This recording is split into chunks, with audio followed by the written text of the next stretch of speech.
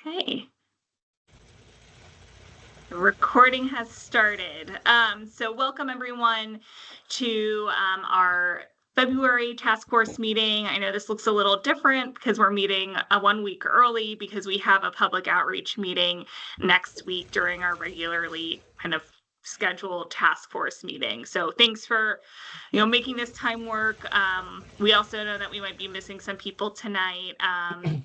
Or you might have to jump out because of another commitment, and that's okay. That's why we're recording this, and you'll have time after the meeting to also provide feedback.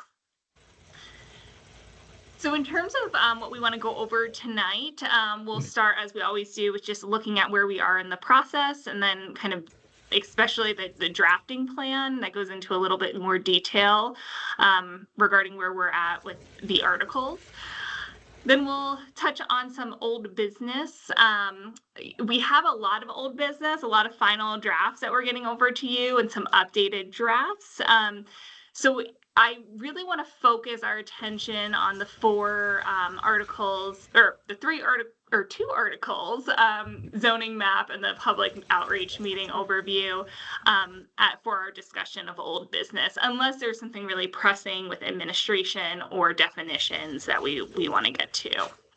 And then we'll get into new business. We have two articles tonight, Article 5, historic preservation, and Article 10, signs. Any questions about the agenda? Okay. So this month is a busy month because not only do we have a task force meeting, but we do have a public outreach meeting next week. Something that I had noticed with our graphic here in previous meetings, we failed to kind of differentiate our monthly meetings with the task force from some monthly meetings that we're going to have scheduled with staff. So I updated it just to reflect that, at the beginning of the process, we had some monthly meetings just with staff before the task force got off the ground. And then later on in the process, as we have that draft zoning ordinance and we're preparing to take it to the Planning Commission, we're going to have some internal meetings just with township staff to, refine things. So you'll have a little bit of a break in May and June from these monthly meetings, and then we'll come back to you in July once we've had an initial meeting with the Planning Commission and Board of Supervisors before the official adoption process. So just wanted to make that note, just so you have it on your calendars, that you have a little bit of a break, but that we will be coming back to you before it goes through the adoption process. May I ask, will you have minutes of those meetings with staff, or is it considered not public meetings, or who will be involved in those meetings? Sure. So we are envisioning having meetings with Chris and Robert and Matt. That's kind of the core team from the township that we've been meeting with on a regular basis. And the purpose of those, we had certainly discussed bringing it to the task force. We just envisioned that a lot of those meetings are going to be like maybe some solicitor comments that are coming in, or, just little changes that are needed. And we wanted to give ourselves kind of the time and the space to prepare for those Planning Commission and Board of Supervisors presentations. So actually these adoption process kind of meetings, the township built in 2 additional meetings. So in June and early July, we'll have a meeting with the Planning Commission and Board of Supervisors where they will not take action. It's just an informational meeting. And then we'll get all their comments and feedback on the draft ordinance. And then we'll come back to you all in July to hash through the comments that we received before presenting a final version and asking for a recommendation from Planning Commission and then ultimate adoption or enactment from the Board of Supervisors. I think, I don't want to speak for Chris and Robert and Matt, but from our perspective, if something if we discuss in those township staff meetings something that's going to substantially change an intent or a specific kind of regulation, that I think that's something that we certainly would want to share with you. The intention is not to keep anything from anyone. It's more just to use your time as efficiently as possible as well. So that, I guess, could change depending on where we are in the process. Thank you. Okay, so here is our drafting plan. Lots of numbers on this page, but just wanted to highlight a few things. We did send a series of articles over to the township solicitor for review. So these are articles that were in a final draft format last month that are or final draft format. Actually, let me double check that yes, they're in a final draft format last month or this month. So we felt like they were in a place where they were ready to be reviewed by legal, and we'll certainly let you know if anything substantial comes out of that review. And then today we'll focus on Article 5 and 10, historic preservations and signs. And then next month is really our last big month of new material. So we have a couple big ones, screening and landscaping and natural resource protection, as well as lighting. The general regulations we anticipate being pretty light because we were able to take a lot of the stuff that kind of ends up in general regulations and integrate it into articles that where it's more appropriate. But there will be kind of a lot to review next month. And then we're reserving our April meeting kind of for the complete draft.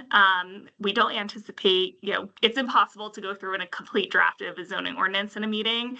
But what we'll do for that meeting is really flag the areas where we still have questions to work through or work out. So that's the plan. Any questions about this or what to expect? Okay, so I'm going to stop sharing my screen and hand it over to Seth to start off our old business. We're going to start with the final draft of the parking and circulation. Yeah, thanks, Sam. I will go ahead and share my screen.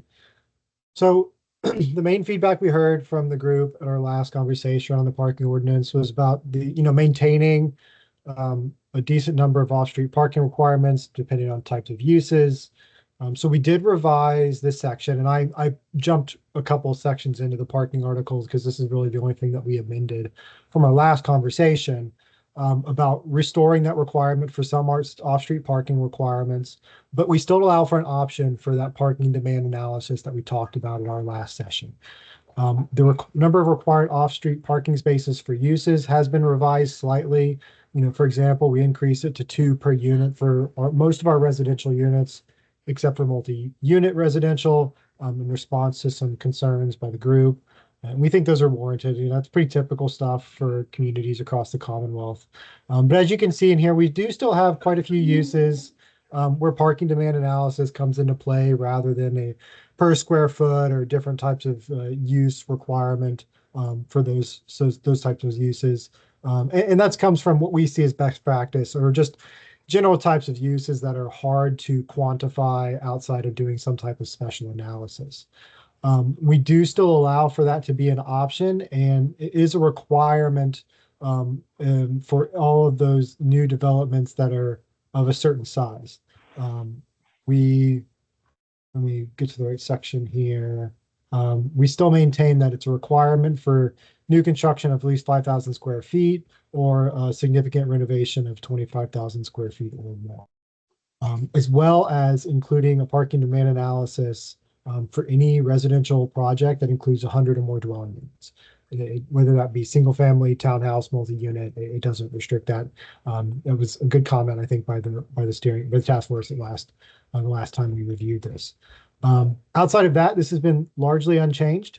We're open to reviewing this, and you can go through it one more time and look at it and see if you have any other comments. But those were the things that we adjusted from our last conversation. We do have a couple of notes in here, just ongoing things like making sure our parking area standards are in compliance with the township saldo. And then we have other sections in here that we're going to be pointing to future drafted articles such as lighting and landscaping. That's it for parking. If anyone has any questions, happy to answer them.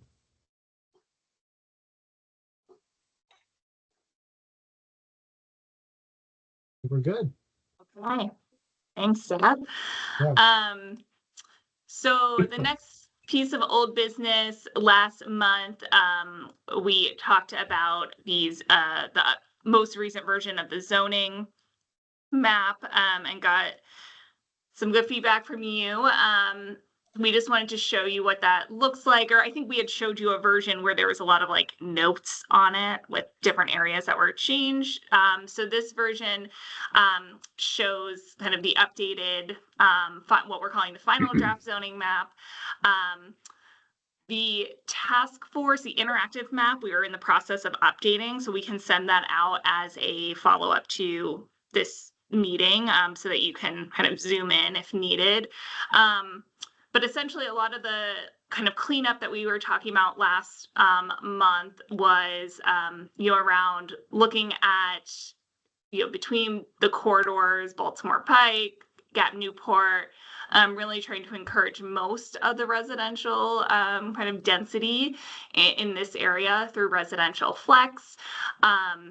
This kind of innovation district near the airport, which Seth will talk about a little bit more, a district that we really envision being kind of market flexible, whether it's residential, kind of more like residential flex type uses and variety, or an entertainment or emerging industry use. And then the big changes were kind of around, I think we pulled residential flex a little closer to, Penn Green Road, and really wanted to kind of make sure that all the enterprise district, where there's industry, light industry, heavy industry, kind of industrial agriculture type uses, were really concentrated in these pockets of the township, rather than we had them a little bit more scattered in previous versions. So nothing really a change based on what you saw last month. It's just kind of the cleaned up version without all the annotations. And actually, instead of opening it up to questions now, I think it would be helpful. Oh, Chris, go ahead. I was just going to say the properties to the north of the airport are actually not exactly part of the airport.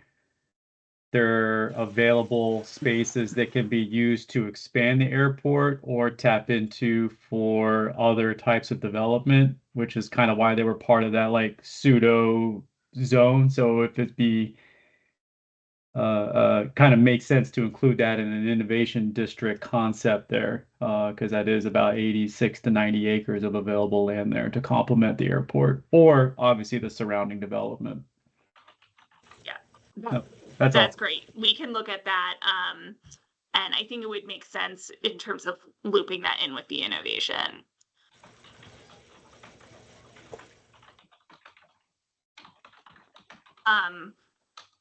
So I was going to say, I'm sure you might have some questions about some of the districts. I think it might be helpful if I turn it over to Seth to kind of explain how that district's chapter has changed since last time, and then we can have a discussion about the districts and the map, and if you have any questions. So Seth, I'm going to turn it back to you. One more time. That's great. So Sam and I were able to have a really productive conversation with Tom. I know that's something that the task force has been wanting us to do. It was we had a nice early Friday morning talk about zoning ordinances and development patterns and applicability. And it was really productive, and it helped us make some targeted changes that I think everyone's going to be pleased with. So starting with residential flex, Tom gave us some good insight on perhaps we were trying to make residential flex maybe a little bit too complicated, just in terms of like having 3 development options and having sliding scale, and in terms of density and lot sizes and other dimensional requirements. So, Sam and I talked about it a little bit, and with Tom, and pulling it back to 2 options really, I think, makes the most sense. And it really just comes down to whether or not utilities are available. If public utilities are available or can be extended to facilitate development, then it really opens up property for development for density up to 12 dwelling units an acre with some required open space as part of that development.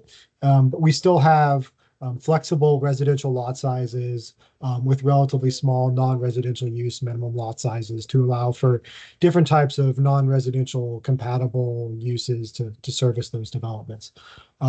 He was he liked the other dimensional requirements that we were coming at him with in terms of lot widths and setbacks and those types of things. He thought it, would bring good development typology to those areas. It was really just honing in on simplifying a little bit the development options and making it clear that if you have utilities or if utilities can be extended, we're opening it up for development if that truly is the goal. He had similar points about residential medium density, but we do have the requirement early on in the district's article about kind of overarching for the township in general. If utilities aren't available, we're just going to revert back to what the appropriate third-party agencies require in terms of lot size for on-lot septics. And so that kind of covers us for residential medium. So we wanted to focus the changes for residential flex.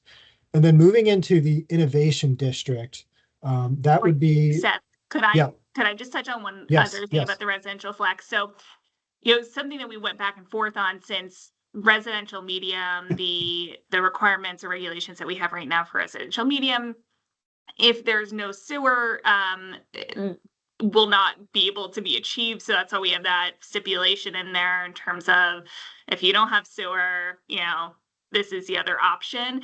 So then we were thinking, well, if we have two options for residential medium and two options for residential flex, are they both flex districts? But we decided to keep the nomenclature as is because the residential flex district, unlike residential low and residential medium, also has this housing mix requirement piece, so that if your development size is over a certain amount of acres, we're encouraging or requiring a minimum number of housing types. So you're not getting just, a single housing type. Something that we are looking at in terms of these numbers and something that Tom recommended was, right now we have these requirements based on acreage of the development. However, it might be better to change it to like the number of units proposed, and then that unit number kind of triggering the requirement. So we're still fine-tuning what those numbers would be, but the intent is the same. And I see kind of Mike saying, okay, or like that's a good approach. So just wanted to touch on that in case you were thinking, what's the difference between residential medium and residential flex? Yeah, it's a good point, Sam. Thank you. I almost flipped right past that comment about changing from total acreage of development size to number of dwelling units or types of units. Yeah, it's something we're still exploring. I mean, you can go either way on it. I think to Tom's point is from a developer side, it's easier to think about it in terms of number of units versus development size. It just makes his pro forma easier to work through. So he's not trying to do the math of, if I have a certain development size and I start changing my number of units, then my number or my percentage of units, then my number of units can change. So if he can just do it based on number of units, it makes it a little bit simpler for him. I think it was a good point. We hadn't really thought through. That is really good. And obviously, yeah, we want this to be easy for developers. So that's right. Exactly. That's the feedback we want. Right. So we just gotta find what a good range of units would be for that. And then, so the innovation district is a new one. I think yes, it is. So as Sam had mentioned, the idea for crafting the dimensional standards for the innovation district is to allow for a variety of different uses that kind of meet market conditions, can be flexible over time, but certainly more geared towards some light industrial and other types of large scale uses as opposed to like residential flex, which is obviously more focused on residential development. So we have slightly larger lot sizes, minimum lot size of 1 acre for non-residential uses, pretty decent lot widths, but does allow for those types of large scale non-residential light industrial types of uses to take place. But we do again allow for residential uses that, are pretty minimal in size. 1,000 square foot lots for townhouses, single family lots at 4,000 square feet in size. So it really would facilitate development patterns that again are flexible to what the market is looking for in an area that is, definitely an opportunity around the airport, but does present some good combination of non-residential and residential use development. You have a typo on your minimum lot size there, and one of them on the principal structure setbacks. Thank you. Good catch. Sam was supposed to proofread that, so. What? You got another one under non-residential, the third one down. Probably Do a copy and find paste job. change. Yeah. Yeah. One of those words, if you see it so many times, it starts to blend together. Yeah. Thank you.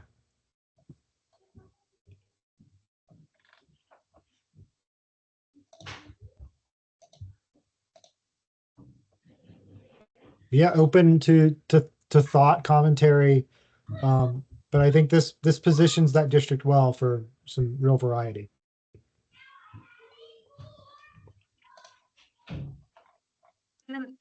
I think the only other big thing with the districts chapter was the flood hazard overlay area. So we do have colleagues at Michael Baker who work with FEMA on a regular basis and with floodplain ordinances and hazard mitigation. So we had one of our floodplain subject matter experts review this overlay just based on their knowledge of best practices and also ensuring kind of alignment with, federal and state guidance. So it was generally in good shape. There weren't a ton of changes. I think the biggest changes here were about an area that we talked about months ago now, where you had a list of, I think, Seth, it's in C, I believe, or uses, sorry, the use regulations. Yeah, 3. So uses by special exception and then prohibited uses. You had a long list of different materials and hazardous substances. And there was discussion about well, should we add to that list? Should we point them to a specific, resource? So we did update this based on guidance or the FEMA definition of hazardous materials and substances. We did notice in the uses by special exception that something got a little wacky. So I edited that language just now. Essentially, in uses by special exception, storage yards for equipment, machinery, or materials would be allowed by special exception. And then we want to include, we have text included that basically say any materials or substances that would cause harm to public health, safety, welfare, basically the same language from FEMA that we have in prohibited uses are excluded from this. So you can't, storage of those hazardous materials are prohibited, so you cannot have them permitted by special exception. So apologize for kind of that typo or there, but we added that comment in to hopefully clear up any questions. Yeah, are there any questions about the district regulations, the map? So just a question on that, on the materials considered, is that taken out or is that at, okay, I'm confused on that one. So here, let me bring up the exact language. Yeah, I'll stop. You can take over. Yeah, sorry. It's okay. Seth and I, this is truly a team effort. So we have our areas of expertise with your codes. That's why we're switching back and forth. Let me scroll down to it.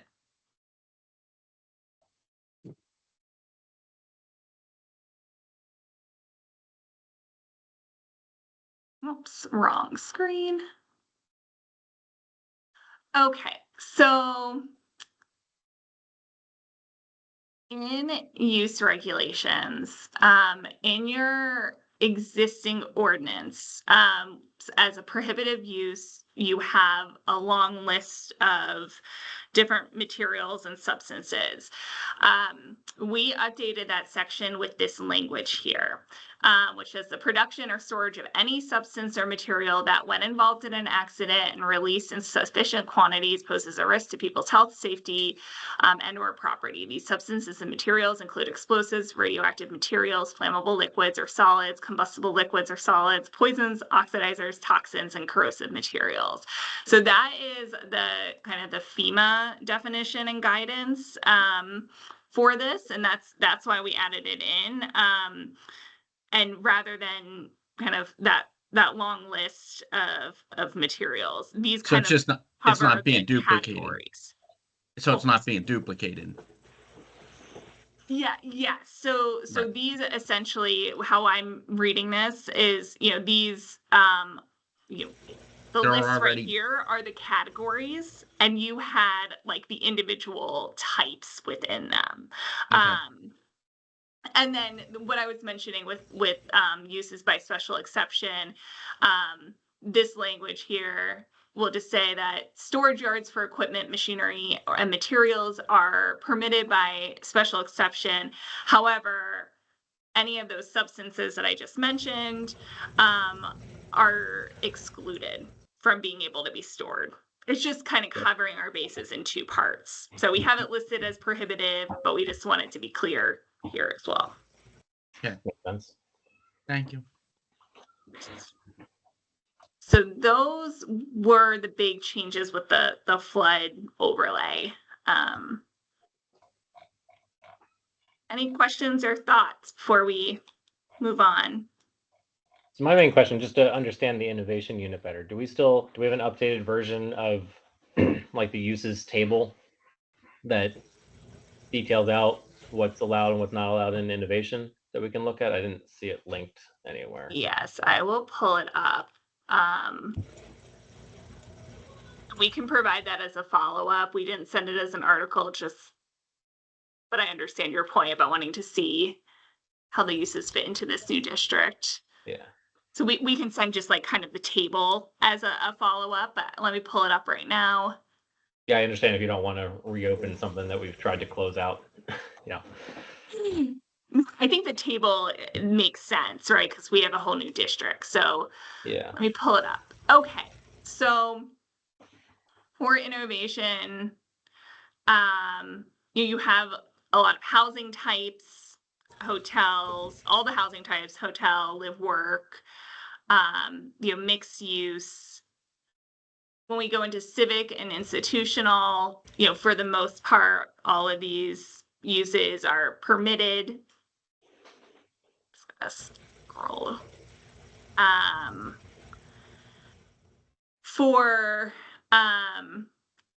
Okay, so this is a question for you all. For ag, crop storage, livestock, we have it as a special exception, just because I think I could be wrong, but I think some of that area either might be being used for that right now, or it could be part of like some of those emerging industries, like a smaller agricultural operation in conjunction with another use.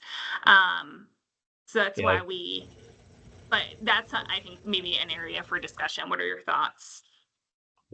So I know part of that area is the equestrian area right now, so this makes sense. I'm just glad we're clear that we're not expanding mushroom acceptable areas more. Actually, though. Yes. So that is not really with kind of the mushroom related agriculture. It's really limited to the enterprise area, just due to the impact it has on the surrounding areas. It's very similar to like a light or heavy industrial. Some other uses here. Scroll up, make sure I'm in the right column. Some of your retail, not necessarily like convenience stores or cigarette and vape stores, but beer, wine, liquor, retail general, retail neighborhood. We do have some automobile fueling repair type uses. That's another area. And this actually we can apply for next meeting, and I apologize for not getting this out to you. That's an area that maybe we might want to make, you know, a special exception or conditional use, you know, if we don't necessarily want to see a ton of super auto kind of oriented type uses. That's a good point, because auto repair garages just pop up on every corner without, Yeah. they shouldn't be just a flat. A free for all.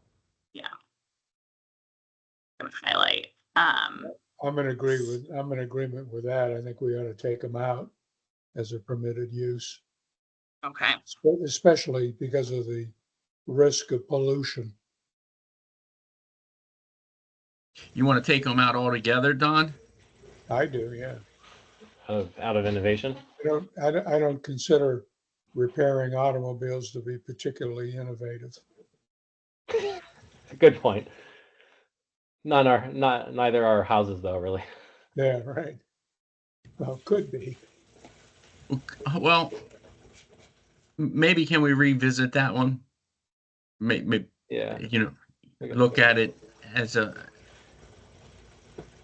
because I wouldn't mind Yes. going back and seeing exactly where, comparing it to what's already happening. Yeah, Samantha, can you just scroll up real quick just to see the, there you go, just a little Yeah. bit, yeah, to help. Column here. So I just wanted to see the other ones. So we have you know, restaurants, drinking places, entertainment assembly, event venue, entertainment assembly. This is something too that I can send out as a table, and I think we can have a conversation about it. You know, we can add comments and thoughts, and then kind of have a further conversation about it next meeting, if that's helpful. I'm sorry that this just slipped my mind in terms of. That's fine. I think it might just be like a high level concept. You know, the whole concept of innovation is to kind of generally be more flexible.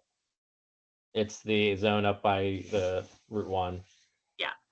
So it's just, you know, is there anything we wouldn't want there possibly being mixed in with residential? Like just the general intent. Yeah, well, and I think a lot of these uses, like when we think actually here, we had a little sneak peek to the next thing that we're going to talk about. Oh, there we But- go. Yeah, perfect. Yeah. Yeah, in terms of like, so this is an example of a board for next week's meeting. We will have printouts of some of the draft, you know, articles if someone has a really specific question about like, you know, square footage or feet or something.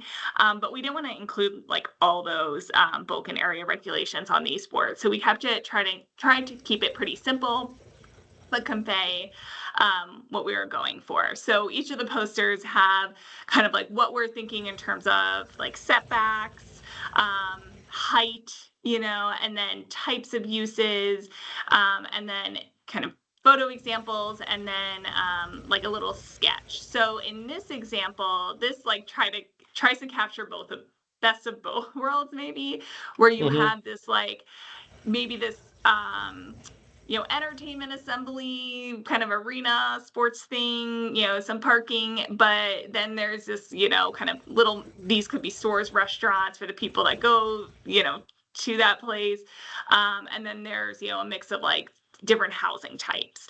So that's one option. It's kind of hard with this district to illustrate all the options. Another option could be purely kind of a campus, like emerging industry campus type development. But, you know, you might want some hotels in the mix or restaurants if people are going to be coming in for meetings. These photos try to kind of illustrate a little both of like, you know, here's potential office, and then maybe not to this scale here, but you know, services that people who live in the area could access, along with maybe people that will be working in that area. It's like Longwood Gardens with housing units. Yeah. There you go. There you go. And potentially, yeah, and some work opportunities nearby. So it's kind of, I really, this like whole number one, like how to make it happen, like we really do want it to be flexible enough to allow kind of for the market to tell us, what is in demand in that area, but we wanted kind of enough guidance that the community and you all and the rest of the community have some sort of like understanding of, okay, it's not a free for all. Here are some examples of where it could go.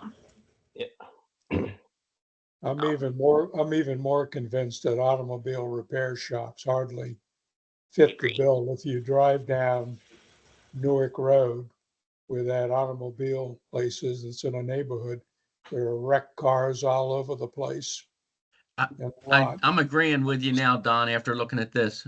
Yeah. Yeah, it doesn't I strike agree. me as particularly innovative. I came from I a think- city that had a high percentage degree within its commercial industrial district of auto repair shops, and they essentially just turned into storage yards. Yeah.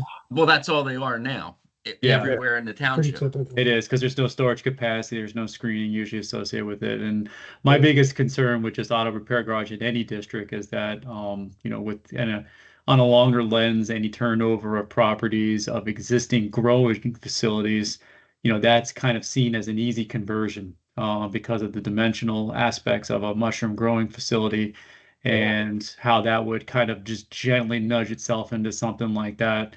If you've ever kind of seen the kind of auto bay kind of like little like condominiumized kind of auto bay functions. So just with some intentional kind of understanding of where we have that presence and where this is enabled to make it kind of scoped for certain sections, if that makes sense. I think that makes sense. We can look at kind of these uses in general with where we have them in the other districts, and then we'll get this out to you so you all can take a closer look at the innovation district in particular. Like and even the within type the of village uses. gateway, that would be one where I would just be curious because we have a lot of existing growing facilities that are kind of in that overall epicenter of Tough Kettleman, kind of around it. And that's one where it's just, like I said, what is the overall goal, highest and best use? So just Yeah. it's between that and storage facilities are kind of the two Yeah. low-hanging fruit conversion projects that most people do with those existing types of properties. Yes, I'm just finding. To follow up on that, Chris, that's where we're seeing a lot of the illegal uses too. Yeah, indoor outdoor storage uses are unfortunately very cheap redevelopment opportunities for those who have, kind of like hey, I just want to make a quick conversion here. Yeah. And it doesn't provide any jobs really. It doesn't provide any jobs. The aesthetics are usually pretty low and they don't produce much value.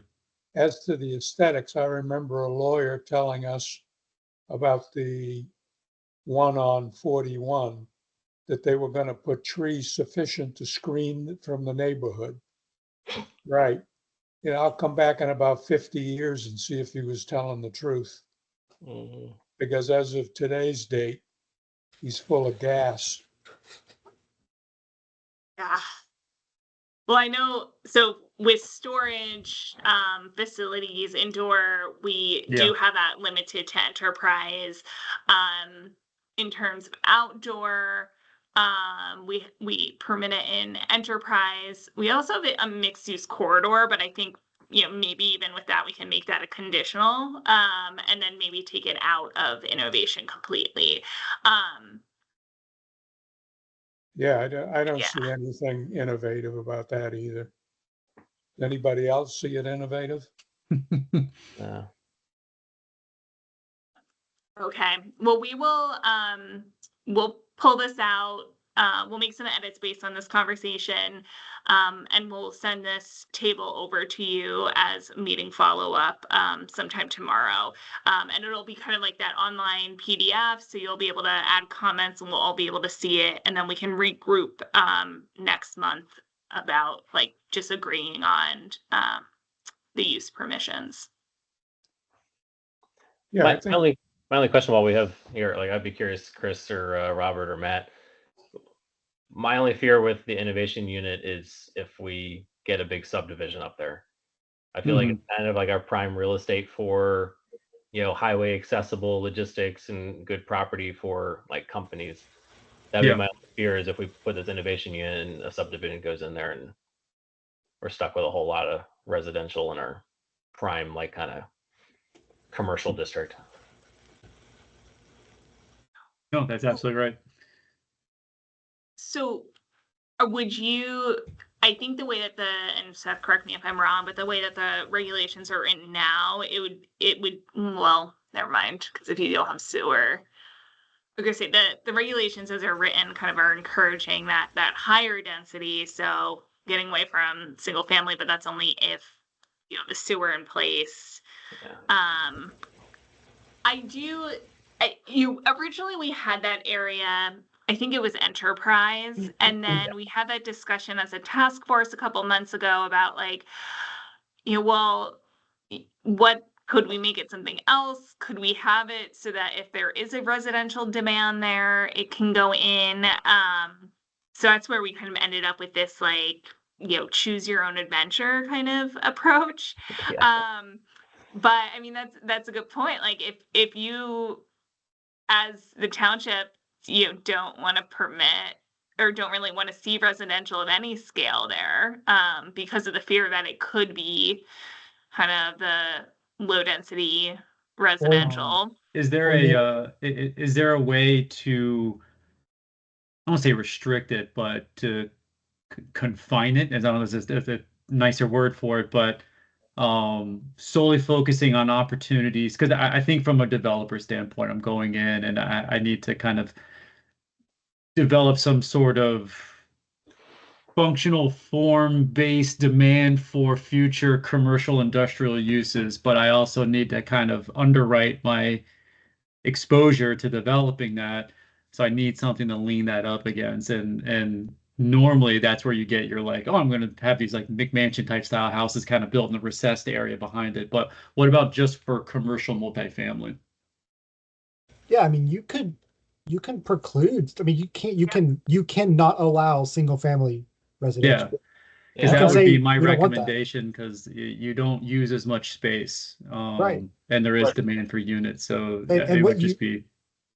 aren't Yeah, there single family homes in there now by the polo field?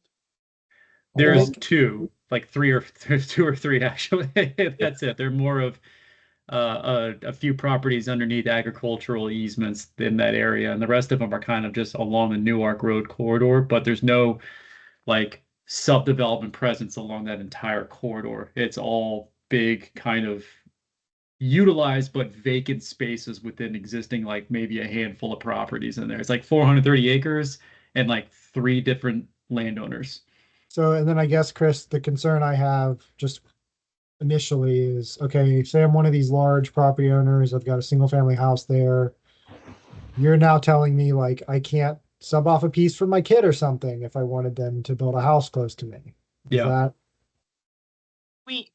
We could do something similar to residential flex with like the mix requirements potentially, right? Like if you Yeah.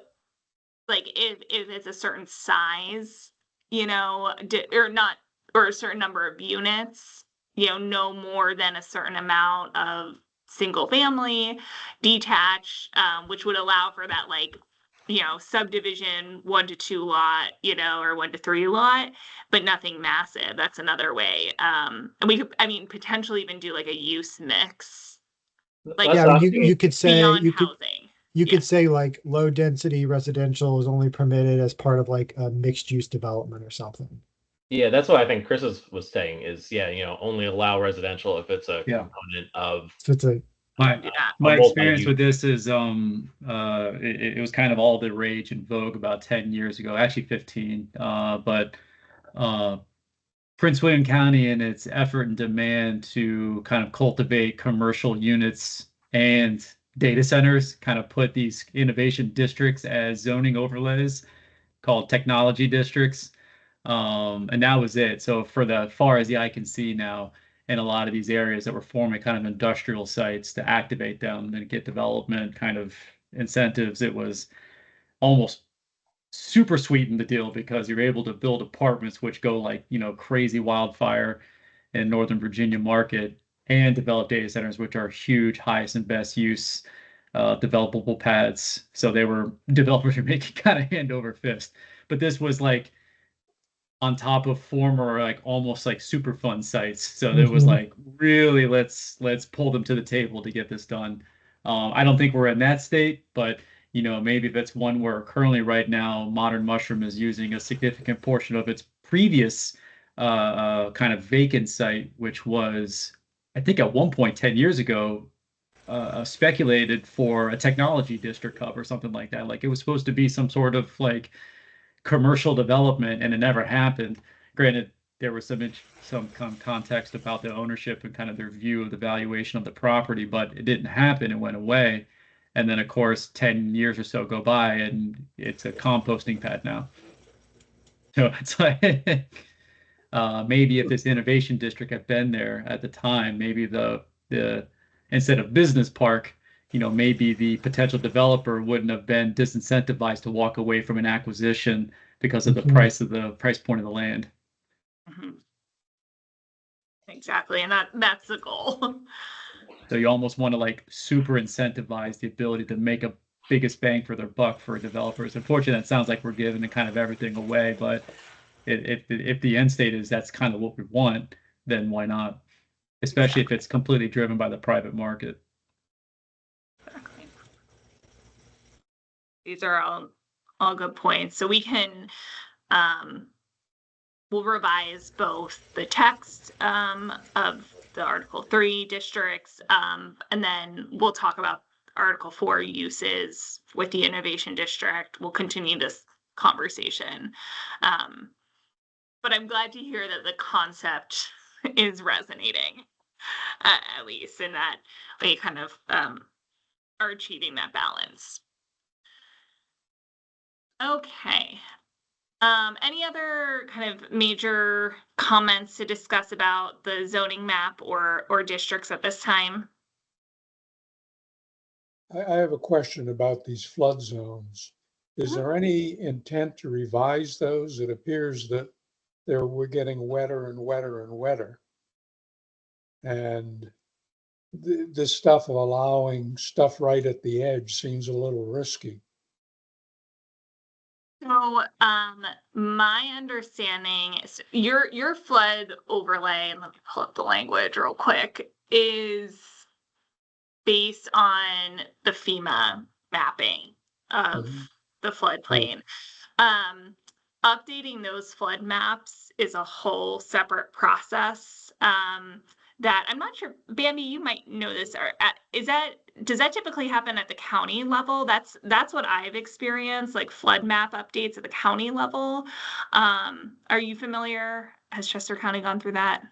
So as far as the FEMA flood maps are concerned, in my experience, what it is that many of those flood maps actually do need to be updated through FEMA, and they are actually, I believe, 20 years old, which is why you might be experiencing some more flooding because they are outdated. I'm not sure if Chester County has reached out in order to have those updated because, as you may know, right now there's some complications with getting things done through some of the federal agencies. But what I can do is I can reach out to in the office and see how we've handled that in the past. Because I know just across previously I worked in Lehigh Valley that that was a concern there as well. But we did not handle it there. We just used the existing maps. So I'll reach out to somebody and follow up with you, Samantha. Yeah, and usually those aren't even like, yeah, they're official flood maps, but they're not even studied. A lot of them are just assumed based one of on the thing- stream topology. I'm sorry, Seth, I didn't mean to cut you off. One of the things with those flood maps as well is that those are not a predictor of the highest level. Those are just where the highest level has risen previously. They're not a predictor of the highest possible level that could happen. And so that's just sort of a marker of the past. Or as Seth was saying, an assumed level. An assumption, right? Yeah. Just based on depth and embankment and those types of things. Exactly. If that's the case, which everybody believes, I certainly believe that the flood zones have expanded. Then the question is, we had a section where it allowed something like a border to be 95%. 5% of it could be near the flood zone. And the question is, shouldn't you expand the area that is forbidden to build or unless it's raised? You know what I'm talking about, Samantha, in terms of the. Trying to pull up the language now. Okay, so you're not referring to changing the boundaries of the overlay itself. You're referring to Both really. Protect yourself by making certain that no one builds any closer than you need have it. Trying to find the section you're referring to. Yeah, let me see if I think it was Yeah. somewhere in there, Paige, go ahead. Yeah, so just on the overlay boundaries itself, I think that would need to be a further conversation. Almost every flood overlay that I've worked with follows kind of the FEMA map, and so that's kind of like an area that might be kind of a whole separate study and kind of effort beyond this. But in terms of some of the regulations in the ordinance, we might have more liberty there.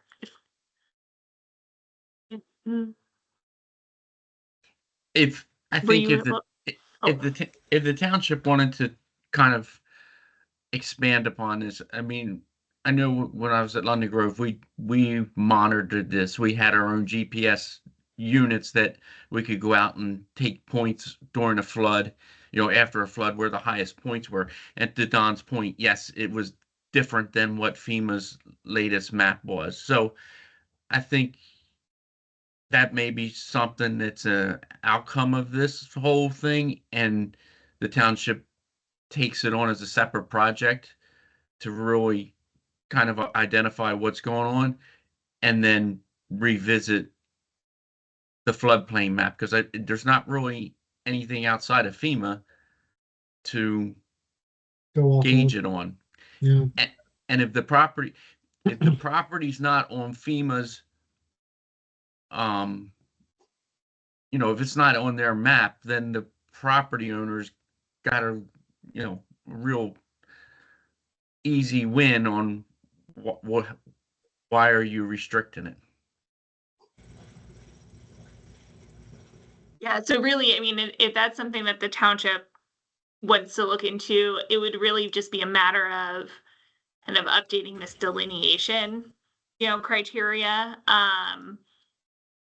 Because it's, and I'm sorry, I apologize.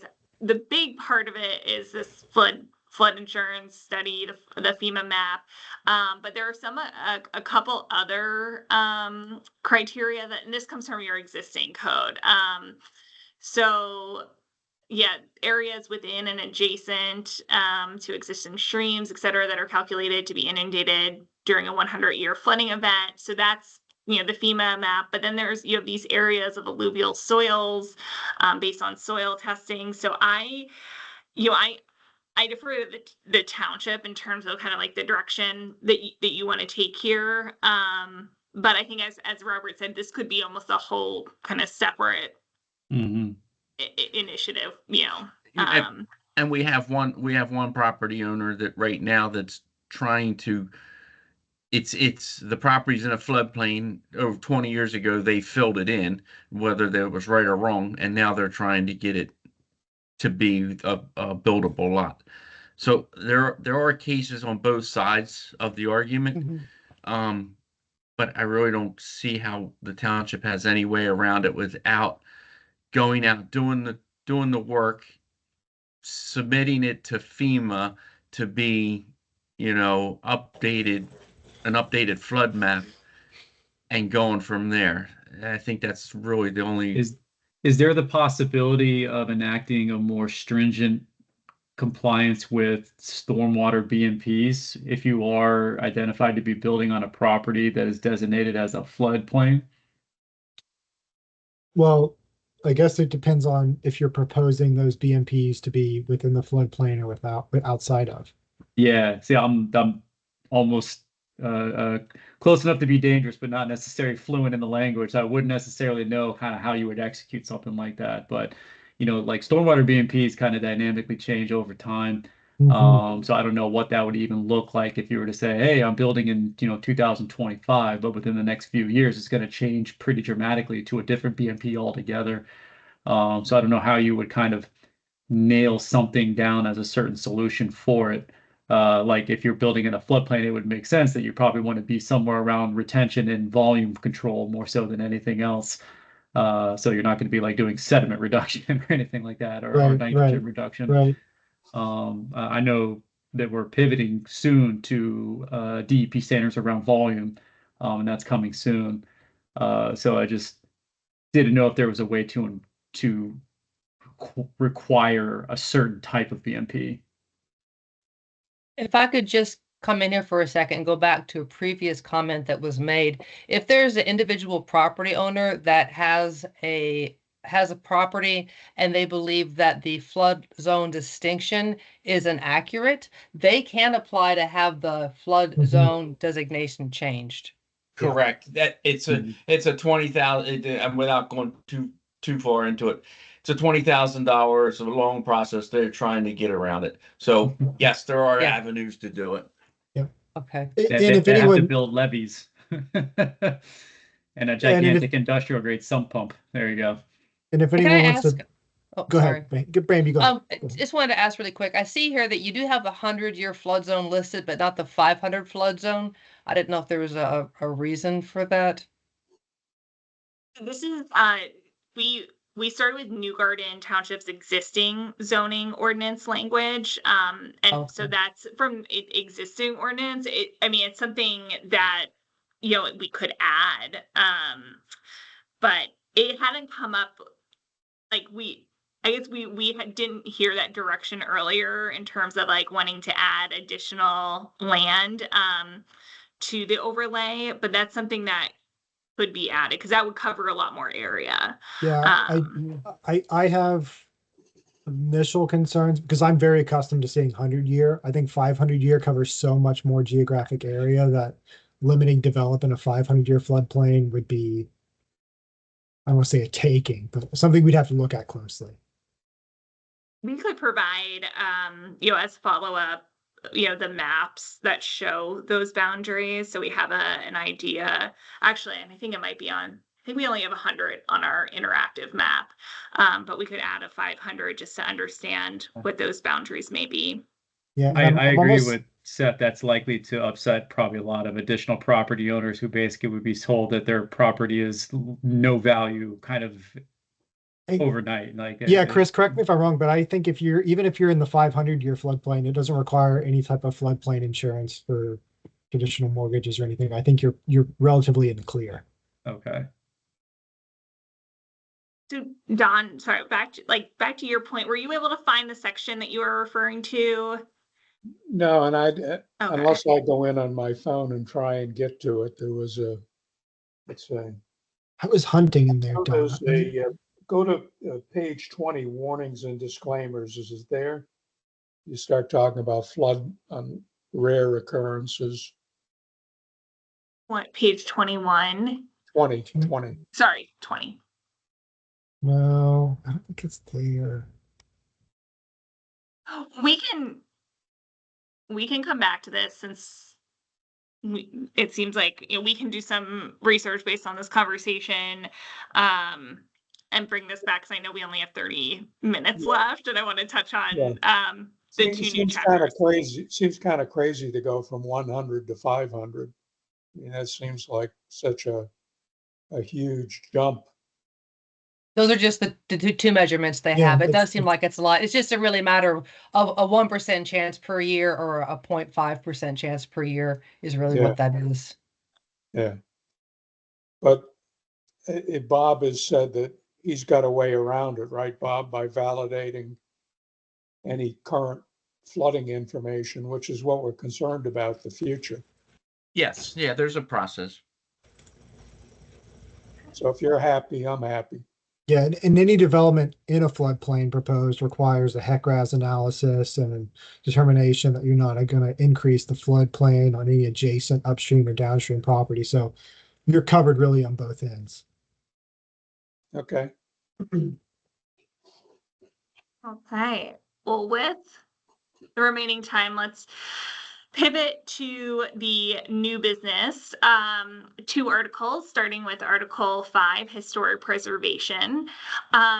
So just some background, we used your existing historic preservation article kind of as the foundation for this update. And it does a few things. It establishes the ability to create a historic resources map and regulations for development, on and around identified historic resources. And, there's that kind of other layer of approval that comes into play for those types of projects. What we did in terms of revisions and updates to this, first, we moved it up in the order of articles. So it comes right after uses, to kind of signify a little bit more priority. We restructured the article just in terms of like ease of navigation and interpretation. And then there was a section in your existing code that permitted some modifications for different types of redevelopment in cluster developments, or if a cluster development was proposed, but we rewrote it to permit some slight modifications in any type of development, because one of the goals of this zoning ordinance update was really kind of encouraging adaptive reuse and kind of a little bit more flexibility with that. I'm going to pull up, how are you all familiar with the historic resources list for New Garden? Somewhat. Okay. Yeah, I looked at it, and I got to tell you, some of them look like you'd walk in and it'd fall down on you. Try number 41 and 49. Yeah. So we do have a lot of like kind of questions, both for you all, the township, and potentially the historic commission. So this map was put together, the way that the ordinance is written, and I'm going to scroll down, is that the historic resources map identifies all historic resources. So what's a historic resource? It's any building or structure. Right now in your existing code, it says any building or structure that was built, where was that? Oh, here it is. So here's the criteria for the historic resources, that it was constructed in your existing ordinance. It says anytime before 1940. We updated it to say at least 50 years prior to the adoption of this ordinance or any amendment to this article. Just because something was built in 1941 does not necessarily preclude it. So this kind of gives that flexibility as this article is amended throughout time. However, in addition to that criteria, there are some of these other criteria having significant character, interest, or value, as an example of built heritage, reflecting an era of history or distinctive architectural style, an association with an event or person in the township, and distinguishing characteristics of a style or engineering specimen.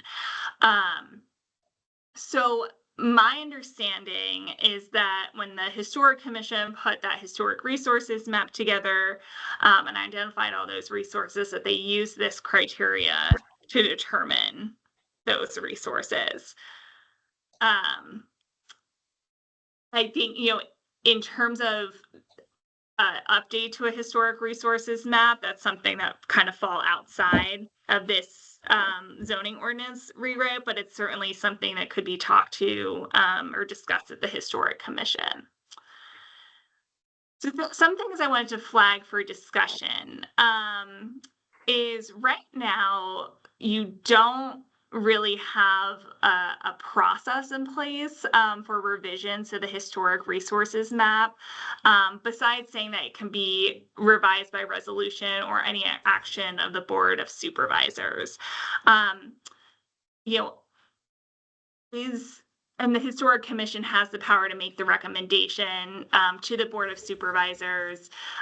But is there any desire, like, does this work, right now? Is there a desire to spell this out a little bit more? Any thoughts? So we've had one historic resource demoed just because of neglect, and the Historic Commission, agreed reluctantly. We just had one where they reviewed it. Somebody was redoing a historic part of a house, which was like the original. Never got any permits. So when it went to the Historic Commission for review, they basically said that it doesn't meet the historic character anymore because of the construction type. So their recommendation was to have it removed from the list. So while it's probably not perfect or there are ways and specific things that have to be followed in the current ordinance, which I think are substantial or enough. Yeah, and like we understood that, like, kind of order of operations, but we weren't sure if it would be helpful to attribute a certain amount of time to, between that Historic Commission recommendation and a Board of Supervisors resolution. But if that doesn't seem to be a problem, we can leave it as is. I think leave it as is, and the fact of just moving it up further kind of brings the historic resource from being an afterthought to a forefront when something comes in. So you're reviewing that sooner rather than later. Yeah. The idea is, like, if you're coming in, you want to look at what district you're in, what use you're thinking, and then understand the historic and natural resource implications potentially. Yep. And to Don's point, some of them, probably should be better reviewed and refine the list. Yeah, this is one where I had the conversation with one of our members of our board, and it was kind of how intentionally involved does the Historic Commission want to be within the kind of land development process as a property of interest comes through. That kind of like what Robert alluded to. There was no good process before about kind of a holistic review. So it's like, say, hey, this place is submitted for permits. Step 1, what district? Step 2. Is it historic? Step 3, does it have some sort of like conservationist kind of, like that level of review was never really fully executed in the past. Now, I would want to make sure that is that something that would be brought in procedurally here or brought in procedurally in the historic element of our ordinance to make sure that it's, like Robert was saying, kind of brought more forward so that future zoning officers and beyond kind of all understand that this is a very easy replicable process every single time. Yes, so that's a lot of that in terms of if there's a proposed rehab, alteration, enlargement, that needs to follow certain design standards, or for the demo piece or relocation piece, like all that process is outlined here. I think what would be helpful, and we've done this before for other municipalities, is kind of at at the time that we had this like completed draft ordinance, putting together a one pager of like, here are kind of all the timelines and processes that happen, and having that on one page and kind of like in a flow chart format also helps us make sure that all of our timelines and regulations are aligning with each other, and that they're not operating in these like, separate article silos. Yeah. So that's And- something that we can work to my on. My understanding is this is still desired to be somewhat of like a review process. So every single time the historic commission's engaged on a subject property, they kind of are enabled to be able to do their due diligence to kind of understand the execution of that site as an independent historic structure. Whereas if you had like a more of like a historic Main Street, you have like design standards and like more like paint swaths and types of shutters and all that kind of stuff to keep an aesthetic. This isn't that. I want to make sure that that's differentiated. Not like a historic architectural review board. Yeah, I do. anything. This Please, is- no harbs. No harbs. No harbs. So But- yeah, so so just, and we can go over it. Oh, go ahead. Sorry, So someone. to your point, I think that would be a nice added feature to it. The same as doing the chart for uses for each, each district, is have something in the beginning that's just kind of a visual of how this process, not too busy, not too, in depth, just kind of a general flow chart or something that you can quickly look at and brings you back to the historic preservation review process, because it's not happening every time. That's something that we can definitely do, and really kind of in a nutshell, what the Historical Commission has purview over in terms of the powers that are granted to it right now. It's twofold, like reviewing proposed rehabs, enlargements, alterations, demo, landscaping, buffering, modifications to bulk and area or use, and relocation of historic resources. So that's kind of like your checklist. Like, okay, does this land development or, proposal meet any of these? And then the second part is, about revisions or updates to the historic resources map. And then I actually think in reading this sentence could be cleared up a little bit, because I guess we could move this, subdivision or zoning applications involving impacts upon an identified historic resource. That could kind of be moved to a third bullet point to outline that a little more. Okay. There were a couple other questions I just wanted to open up to discussion really quick, because I want Seth to be able to touch on signs. But in there is a part of this article that allows for dimensional and use modifications if you're a historic resource. So, for example, the lot sizes that are dictated in Article 3 can be adjusted, can be made smaller if there's a historic resource on the site. And that just allows, once again, for that like slight flexibility to make sure that these resources are able to be used. The way your ordinance currently has it written is that you're allowed to do that when the historic resource contains two or more contributing structures. And my thought is that seems just, I don't know, there might have been a reason behind that two or more. But to me, if the purpose is that you want to preserve these and you want to allow for that flexibility, that maybe just having in any case where there is at least one, contributing building to the historic resource. Do you have any thoughts on that?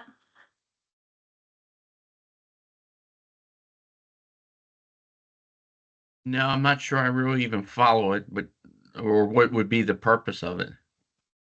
So I think it's saying if you have one of those, you're one of those buildings, and there is you're on maybe a large lot now, and there's a subdivision proposed, and the lot that the building's going to be on is going to be slightly under that minimum lot square footage in districts 3, it allows you a ability to modify that without having to get a variance.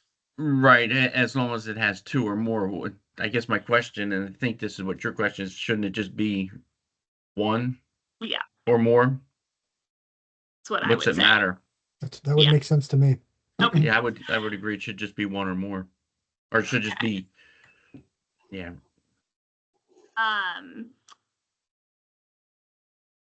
So the other kind of comments, just based on time, it's something that it's about like kind of the procedural kind of process and flow that we just talked about. So we can map out kind of that graphic or flow chart, and then touch base with you, Robert, Chris, and Matt, and then bring it back to this group next month. It's Yeah, just kind of nitty gritty, step by step. I think we can do that as kind of maybe even just one of those staff meetings with a recommendation, because that's a pretty intense thing there. Absolutely. And then one other thing, just to flag, I'm not sure if this is online anywhere, but we were not able to find it. The standards for historic resource rehab. No, you can't. It's on file at the township, but I had to go out and do a Google search of it. Right, Matt? Yeah, I remember that. I had to like dig, and it was not anywhere to be found in our ordinance, but we do have it. Okay. Well, then we'll talk about that at a township their staff meeting. Yeah. Yeah. Okay. I know we just ran through that really quickly. Any kind of things that you want to flag that we look at between now and next meeting with historic preservation? I don't think so. I think just picking up this conversation might be enough. Well, then I'm going to pass it over to Seth to close us out with signs. We picked the most exciting article to talk about in tonight's meeting. You know, Sam talked earlier about expertise. I think this is where I bring my greatest level of expertise is sign ordinances. This is my third or fourth one, completely rewriting post Reed versus Town of Gilbert, and content neutral compliance and all the fun that brings. So a lot of experience dealing with signs, both in terms of writing and implementation and enforcement. You know, in overall language, the township's existing sign ordinance was generally pretty good. A lot of good things to pull from that were already content neutral, weren't providing many clear issues, but we did have a conversation with staff about some things they'd like to see come out of this, and just a little bit easier things for them to implement, both in terms of, you know, the application and determination of how much signage one can have, and enforcement measures like measuring electronic message board signs. And so we brought in some of our standard language that helps address these types of issues. And largely pulled the definitions for these new types, new types of signs, or go back into our Article 2 definitions. So if we have any questions about that, we can certainly pull back to those. You know, I'll go through this pretty quickly. We are running a little bit short on time, but I think we'll be able to get through the meat of this. You know, there's some general applicability language about the bringing a sign ordinance in terms of interpretation and compliance. In terms of signs that are completely exempt from any type of permit requirement, generally the types of things you would expect, kind of like the street addresses, signs posted by the township or any other agency. We do allow for non-commercial signs up to 16 square feet in size that are exempt for permit requirements. We do have language in here about no signs can present any issue in terms of visibility at intersections and those types of things, and that would apply here. It would just come down to a case-by-case enforcement. Signs, you know, signs put up by contractors, little small signs that put up in people's yards when they're doing work on houses, those types of things. Vehicle signs like stop signs, yield signs, those types of things. Murals, as long as they're mostly graphic or text and not really intended to be heavily commercial, but that can get a little difficult for enforcement. I don't anticipate a huge number of murals popping up in New Garden, but we do allow for an opportunity for that if it does come up. And then, of course, political signs. Sam, I want to jump to your comment real quick because you had made a question about should we be putting time limits on different types of signs, the ones that aren't requiring permits. And I would agree with the ones about the non-commercial signs. Maybe we can add something in there about 30 days or so. But political signs are a totally different animal. The issues that I've dealt with in the past, the opinions I've gotten from solicitors is essentially they're exempt from any type of control whatsoever, both under the First Amendment and with them being political in nature. They have extra levels of protection under the First Amendment. So I generally steer clear of trying to regulate political signs at all. I've been running through many issues with that in the past. So I don't even want to put up, I've dealt with days before and after an election being an issue in terms of telling me who I can and cannot support politically. So I think it's something that unless it's presenting like a visibility or an issue with public safety, we probably want to leave political signs largely unregulated. We do allow for temporary signs, can't be up for any more than 90 days. They can't exceed 24 square feet in size. They can't be illuminated. They can't be any taller than 72 inches or 6 feet, with some special regulations depending on if you're in a mixed use or residential district. In terms of signs that are completely prohibited, generally ones that are just not in good condition, blocking lines of sight, unsafe, present a hazard to residents, drivers, visibility, those types of things. Ones that have nudity or specific types of content, which under the Reed versus Town of Gilbert order is allowed to be regulated by communities. That type of explicit content can be prohibited. And then certain types of specific signs like roof, inflatable, three-dimensional or like large kind of odd shaped size signs, or just general ones that would violate the rest of the sign ordinance. And then we lay out some enforcement measures for those. In terms of general sign criteria, we talk about materials of construction, relatively standard, good condition, how they need to be placed, those types of things. And then we get into the definement of sign area and then the establishment of those types of signs a little bit later in the ordinance, but we talk about how we measure sign area. And then a little bit of information here about the illumination of signs, when they can be illuminated. There's two types of ways that we measure output from illuminated signs, both in terms of foot candle and nits. Foot candle is how you measure kind of light bleed on the ground on surrounding properties, and then nits are the types of allowance in terms of output from individual LEDs, typically on illuminated signs. And that kind of helps with that enforcement language that the township was looking for. But they can't be flashing, blinking, rotating, pulsing, that type of thing to be a distraction, kind of what we talked about earlier in prohibited signs. This is that digital display board where we talk about message displays. The nits I had talked about in terms of brightness, which drops heavily after sunset, before sunrise. And then we have to, this is pretty standard stuff. If you're gonna have a digital message board sign, you have to put out public service messages on those. In terms of on-premise sign regulations, we talk about the different types of signs, different heights and different maximum size. And then we really get into what those criteria are. So in our conservation and residential zoning districts, you're pretty limited in terms of the types of signage you can do. This would allow for like subdivision signs, maybe signs on parks, those types of things. Folks in theory could put up small signs on individual properties, but typically you see these as terms of like subdivision entrance signage. Moving into mixed use districts and industrial districts, we get into a lot more detail about the types of signs you can do. We break it into two main categories. We've got the village district and then the village gateway all the way through the innovation and the airport districts. I'm not going to go through this entire table, but I will say that in general, you're allowed more and larger signs in the village gateway through airport as opposed to the village center district. We do allow illumination on both of them generally, but we do mostly allow for larger signs in those more intense, larger scale districts. And some of them we allow for certain types of signs, and then others, heights and locations of those types of things can vary depending on those two classifications of districts.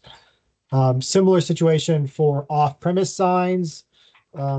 But for example, like in the Village Center District, we only allow for monument style signs, which are lower to the ground, wider base, as opposed to a pole sign, which is typically, whereas we're only allowing in the industrial district, where those are kind of just, the rectangular square sitting on either a single or double pole on either ends that are more of an industrial looking type of sign.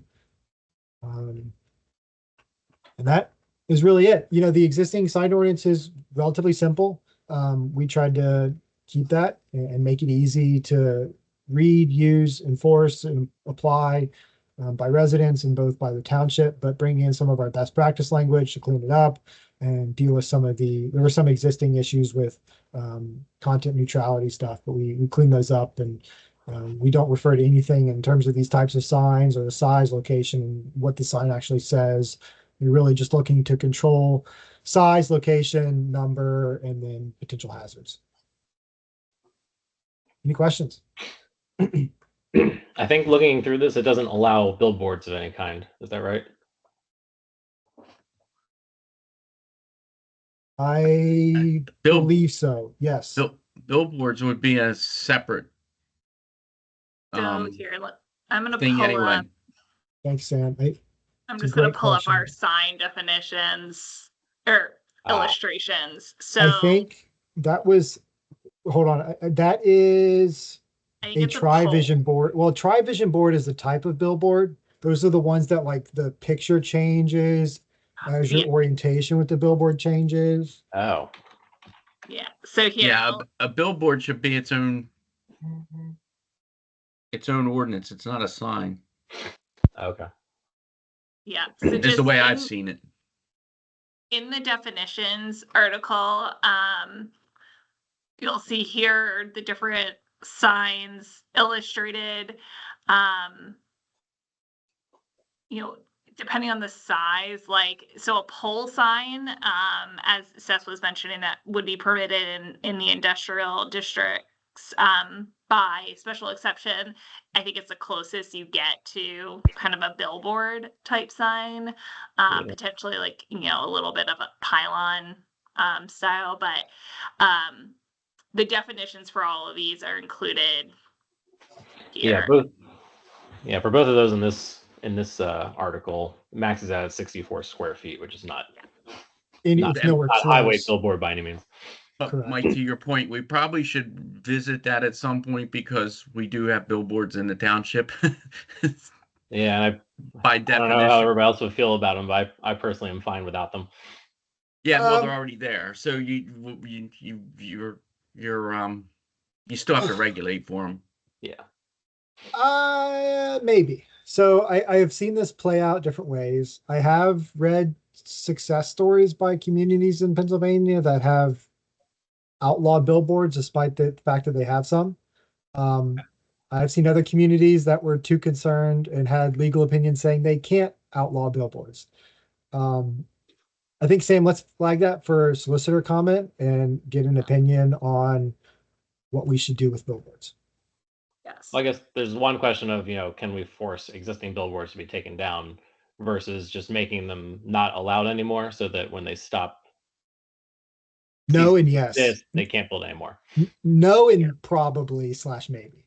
Okay. Definitely you can't go in after the fact and force someone to take the billboard down. No, because it's probably chances are it's a non-conforming structure anyway, or a Correct. non-conforming use. Yeah, right. So- If we're saying you can't do them, but it's there, then it's existing non-conforming. Yeah. It'll be there until it comes down on its own. and you have to prove it. Right. All right. I will say, well, back to your comment, we do allow up to 200 square foot pole signs, but still that's not anywhere close. That seems like a big number, but that's really not that close to what you would see on a typical billboard. Yeah. I know we're at time. Fortunately, you don't have a planning commission meeting to get to for some of you, but I still want to get you out close to on time. So in terms of next steps, as always, we're giving you a week after this meeting to reflect and, put your thoughts into those articles that we sent out, the Article 3 districts, historic preservations, and signs by next Wednesday. In addition to that, as we talked about, I'll send you out or I'll send out the Article 4 uses, kind of so we can take a look at that innovation chapter together. So I'll get that out as part of the meeting follow-up. Our next task force meeting is Wednesday, March 26th. So we're back on the regular week and time. We'll have a series of articles to review at that point. But before that, and most immediately, next Wednesday at the same time, 5:30 to 7, right before the Planning Commission meeting, we'll be having our third public outreach meeting. And the purpose of that is really to present these districts, the zoning map, and also share a little bit about the process to date and what to expect moving forward. It'll be similar to the second public outreach meeting where there will be a short presentation, and then people will be able to float around to different stations, kind of fill out a worksheet, ask us questions. We'll have printouts of all the articles in case someone wants to do a deep dive. So we hope to see you all there. Any questions before we close out? Just real quick, this is Matt. I just wanted to mention, Seth, real quick about the signs. If you could make a note and we could maybe discuss more about flag signs. Okay. Because currently we're kind of having an issue in the township right now with flag signs being permitted as a temporary sign, but they're not temporary, they're staying. And I thought maybe to get your feedback as to what other municipalities are doing, it might make sense to just have flag signs be more for like open, closed type thing, because we have businesses where they're advertising their businesses with these flag signs, and Yeah, it doesn't I know. look the greatest, and they keep them up forever. So maybe we Yeah. can talk about that more in depth. Yeah, Matt, we can talk about that. I know businesses love to use them.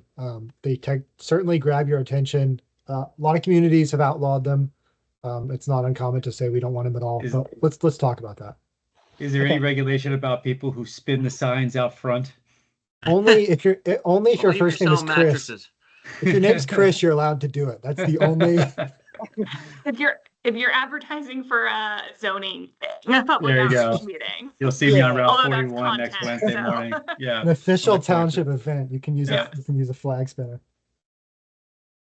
Okay, well, thank you all. Have a good rest of your night, and we'll see you next week. All right, thanks. Thank you, everyone. Bye, Thank all. you, everyone. Yeah. Right.